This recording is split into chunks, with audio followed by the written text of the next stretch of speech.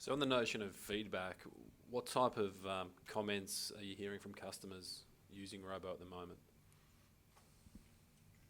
A little bit reluctant to answer that question because we track NPS across a large number of our transactional set, as well as a broad relationship NPS, but we haven't quite yet rolled out NPS for our online solution yet. So I can't really comment on the feedback that we've got, other than anecdotally, and obviously the take-up's telling us that there's a need there, which we knew. So our view on this is, as I said earlier, we know about the topics that resonate. That's very clear.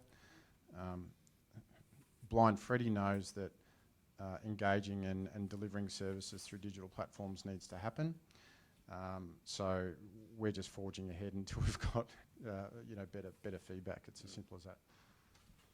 Well, maybe Alex, you can talk about what Accenture are looking at in terms of improving or having a first-class customer experience, about innovations or softwares that you're potentially looking at to support the robo or the digital offering. I can talk about some of it, yes.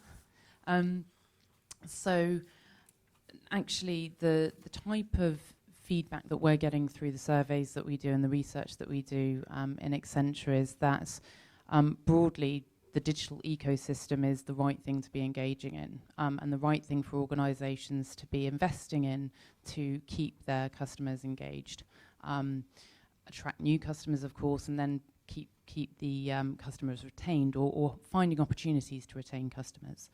A large amount of what we do around customer and customer experience is looking at, well, in one part, looking at a lot of the innovation that's out in the market, hence why we're interested in something like Decimal.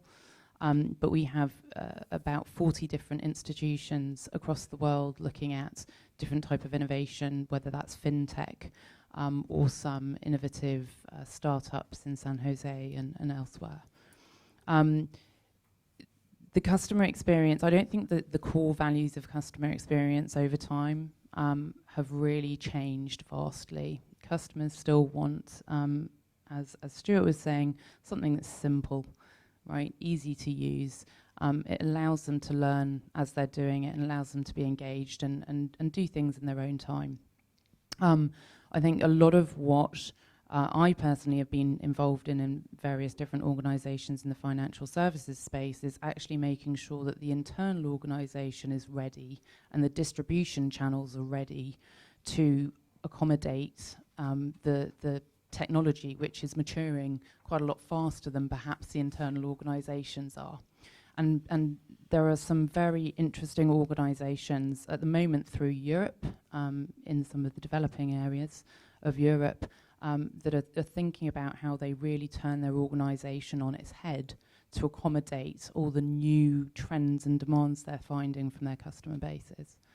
So I can talk maybe after this session about a bit more detail, but yeah, there are some very large trends going on, both internally and externally. What we learned is that we needed, and we did have an internal financial advice competence. So it's very, very important to have that if you're going to roll this out successfully, in my view, and certainly the regulator holds that view as well, from a supervision and monitoring standpoint. Andrew spoke about customer experience. If you truly want an omni-channel experience and you want consistency of experience through phone, through workplace, through human-based advisors, don't roll out a digital solution if you can't support it in your phone channel. That's pretty obvious to me. So you must be able to support in your phone channel for assisted support outside of the digital channel.